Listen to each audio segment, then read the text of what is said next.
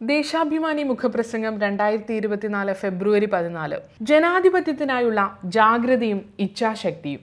Ration കടകൾ പോലും മോദിയുടെ ഊതിവീർപ്പിച്ച പ്രതിച്ഛായ പ്രചരിപ്പിക്കാനുള്ള ഉപാധിയായി മാറ്റാനുള്ള NDA സർക്കാരിന്റെ തീരുമാനം തികച്ചും തരംതാണതെന്നു മാത്രമല്ല, തെരഞ്ഞെടുപ്പ് ചട്ടങ്ങളുടെ ലംഘനവുമാണ്. കേന്ദ്ര സർക്കാർ നിർദ്ദേശം നടപ്പാക്കേണ്ടതില്ലെന്ന സംസ്ഥാന സർക്കാരിന്റെ തീരുമാനം അതിനാൽ തന്നെ തികച്ചും നീതിയുക്തവും ന്യായവുമാണ്.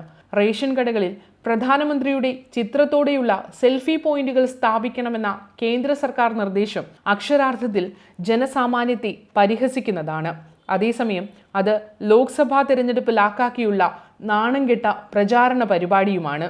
മോദിയുടെ കട്ടൗട്ടും മോദിയുടെ ഗ്യാരണ്ടി എന്ന രാഷ്ട്രീയ മുദ്രാവാക്യവും സെൽഫി പോയിന്റിൽ ഉണ്ടാവണമെന്ന നിർദ്ദേശമാകട്ടെ റേഷൻ കടകളെ BJPയുടെ പ്രചാരണ ബൂത്താക്കണമെന്നതിന് തുല്യവും. മഞ്ഞ കാർഡ് ഉടമകളായ റേഷൻ ഉപഭോക്താക്കൾക്ക് നൽകുന്ന സൗജന്യ റേഷന്റെ പേരിലാണ് മോദി അവകാശവാദം ഉന്നയിച്ചിരിക്കുന്നത്. മറ്റു പല കാര്യങ്ങളിലും എന്ന പോലെ ഈ അവകാശവാദവും തെറ്റിദ്ധാരണാജനകമാണ്.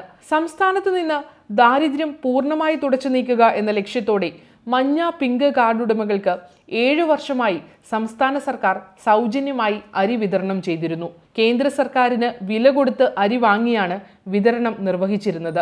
വർഷം 300 കോടി രൂപ ഇതിനായി മുടക്കിയ സംസ്ഥാന സർക്കാർ അതിന്മേൽ വീമ്പ് പറയാൻ ഒരിക്കലും മുതിർന്നിട്ടില്ല. അത് ജനങ്ങളോട് ഉത്തരവാദിത്വവും ജനാധിപത്യത്തോട് പ്രതിബദ്ധതയുമുള്ള ഒരു സർക്കാരിന്റെ കടമയാണെന്ന് LDF സർക്കാരിനെ നയിക്കുന്നവർക്ക് നന്നായി അറിയാം.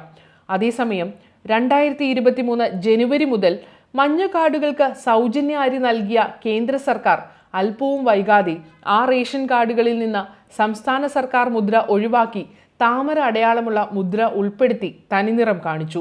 ഇതിന് പിന്നാലെ വന്നു റേഷൻ കാർഡുകളിൽ മോദി സെൽഫി പോയിന്റ് സ്ഥാപിക്കണമെന്ന നിർദ്ദേശം. സംസ്ഥാന സർക്കാരിന്റെ ലൈഫ് പദ്ധതിയിൽ നൽകുന്ന വീടുകൾക്ക് മുന്നിൽ മോദിയുടെ ചിത്രം വയ്ക്കണമെന്ന പരിഹാസ്യമായ നിർദ്ദേശം തള്ളിയതുപോലെ തന്നെ ഇതും സംസ്ഥാന സർക്കാർ നിരസിച്ചിരിക്കുന്നു. മോദി സെൽഫി പോയിന്റ് സ്ഥാപിക്കില്ലെന്നും ഇക്കാര്യം കേന്ദ്ര സർക്കാരിനെ രേഖാമൂലം അറിയിക്കുമെന്നും മുഖ്യമന്ത്രി പിണറായി വിജയൻ നിയമസഭയെ അറിയിച്ചു. വിഷയം തെരഞ്ഞെടുപ്പ് കമ്മീഷന്റെ ശ്രദ്ധയിൽപ്പെടുത്താനും സംസ്ഥാന സർക്കാർ ശ്രമിക്കും. ജനങ്ങളുടെ അന്തസ്സിനെയും ജനാധിപത്യത്തിന്റെ അന്തസ്സിനെയും മാനിക്കുന്ന ഒരു സർക്കാരിന്റെ നിലപാടാണ് മുഖ്യമന്ത്രിയുടെ വാക്കുകളിലൂടെ പുറത്തു വന്നത്. തെരഞ്ഞെടുപ്പ് ലക്ഷ്യം വെച്ച് കേന്ദ്ര സർക്കാരിന്റെ മുഴുവൻ സംവിധാനങ്ങളെയും ഉപയോഗിച്ച് പ്രധാനമന്ത്രി നരേന്ദ്രമോദിയുടെ പരിവേഷത്തിന് താരപ്പൊലിമ നൽകുന്ന തിരക്കിലാണ് ഭരണകൂടം.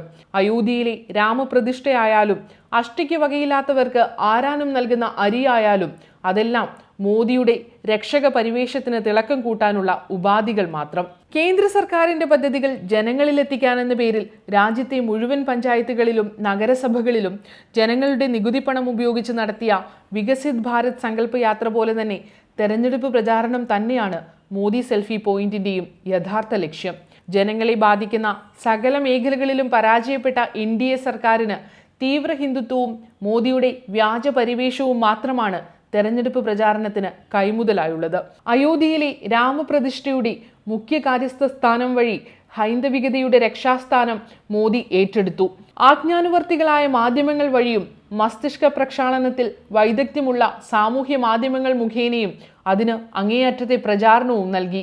ആപദ് ബാന്ധവനായ അവതാര പുരുഷൻ അന്നദാന പ്രഭുവും കൂടിയാണ് എന്ന പ്രതിച്ഛായ സൃഷ്ടിക്കുകയാണ് റേഷൻ കടകളിലെ മോദി സെൽഫി പോയിന്റിന്റെ ലക്ഷ്യം. ഇതിനെല്ലാം സർക്കാർ സംവിധാനങ്ങളെ ദുരുപയോഗിക്കാൻ ഒരു മടിയുമില്ലാതെയായിരിക്കുന്നു കേന്ദ്ര സർക്കാരിന്. തെരഞ്ഞെടുപ്പ് കമ്മീഷൻ അടക്കമുള്ള ഭരണഘടനാ സ്ഥാപനങ്ങൾ അതിന് കൂട്ടുനിൽക്കുകയോ മൗനം പാലിക്കുകയോ ചെയ്യുന്നു. ജനഹിതത്തെ അവിഹിതമായി സ്വാധീനിക്കാനും അട്ടിമറിക്കാനുമുള്ള വർഗീയ ഫാസിസ്റ്റ് സർക്കാരിന്റെ ആസൂത്രിത നീക്കങ്ങൾക്കെതിരായ ഇടതുപക്ഷ ശക്തികളുടെ നിതാന്ത ജാഗ്രതയാണ് മോദി സെൽഫി പോയിന്റ് സ്ഥാപിക്കാനുള്ള നിർദ്ദേശം തള്ളിക്കൊണ്ടുള്ള തീരുമാനത്തിലൂടെ കേരള സർക്കാർ പ്രകടമാക്കിയത്. ഭയപ്പാടിലും അനിശ്ചിതത്വത്തിലും ഉയർന്ന ജനാധിപത്യ ഇന്ത്യക്ക് ദിശാബോധം പകരാൻ പോന്നതാണ് അതിലൂടെ പ്രകടമായ ഇച്ഛാശക്തി. അതിനാൽ തന്നെ അത് ദേശീയ തലത്തിൽ അനുരണനങ്ങൾ സൃഷ്ടിക്കാൻ പോന്നതുമാണ്.